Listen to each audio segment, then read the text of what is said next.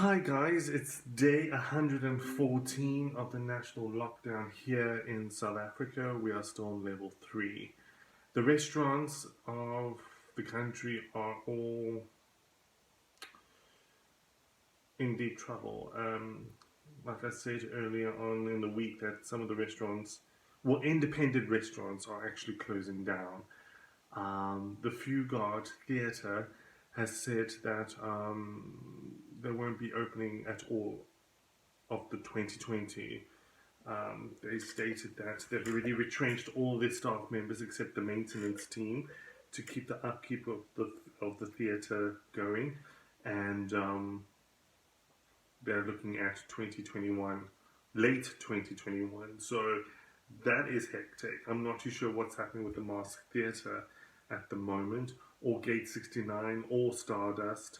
Even though you're allowed to have a show, but you're only allowed to have 50% occupancy.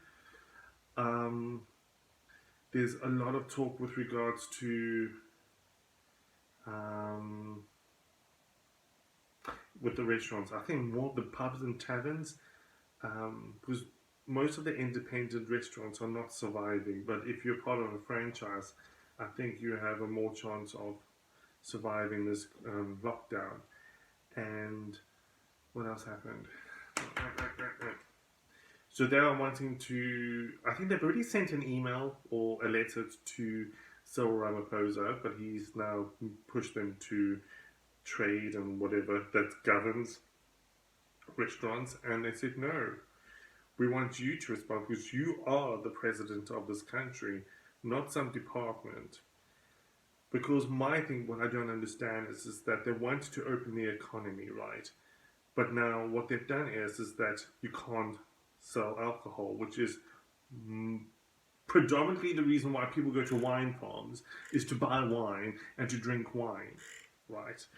Some of the restaurants are not opening because they can't sell alcohol, which is basically their income. To be honest, the food comes later. Most of the pubs are like that. You're not going to go to a tavern or a pub just to have the food and not drink. It's stupid. I fail to believe that there are so many cases of drunk driving and accidents that floods the hospitals.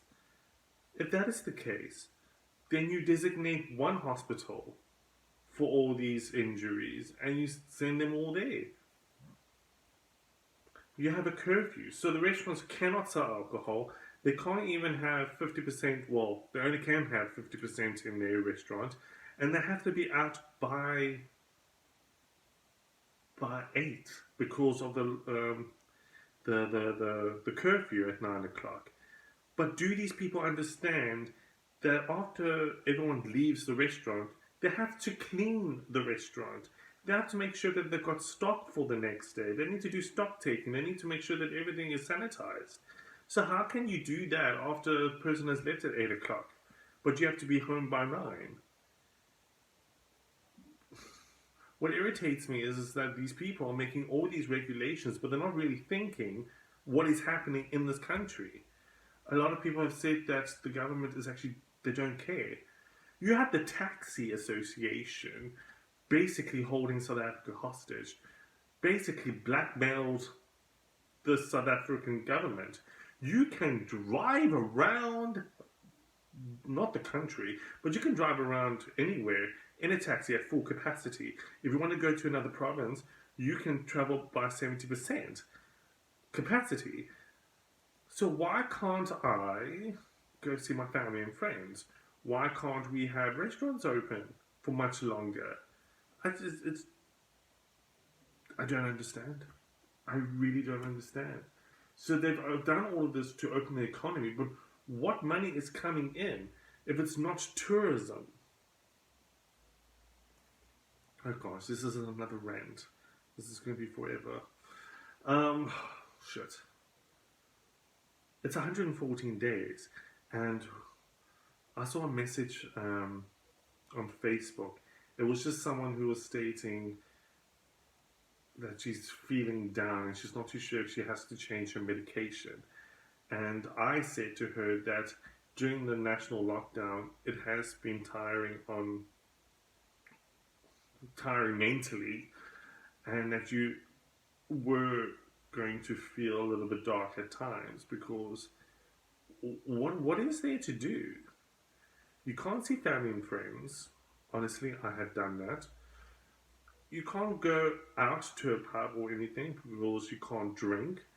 And yeah, you can't go to see a show, a theatre. You can't go to a wine farm. You can't go to a park. You can't go to a park and have a picnic. You can only go to a park and exercise. But you can't see family or friends. You can't go to the beach. But yet you can travel full capacity in a taxi.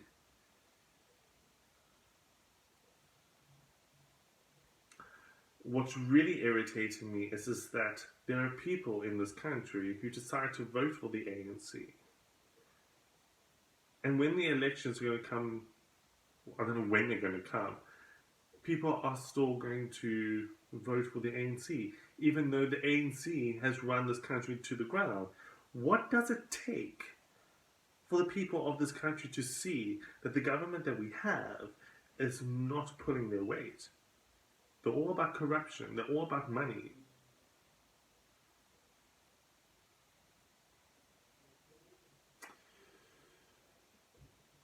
Like I said earlier this week, a guy raped a girl and he got 10,000 Rand bail.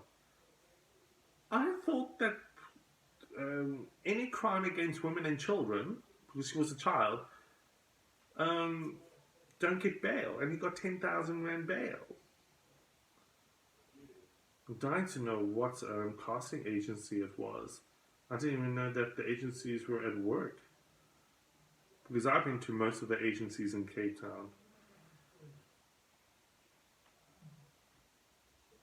This is day 114 and I will see you tomorrow.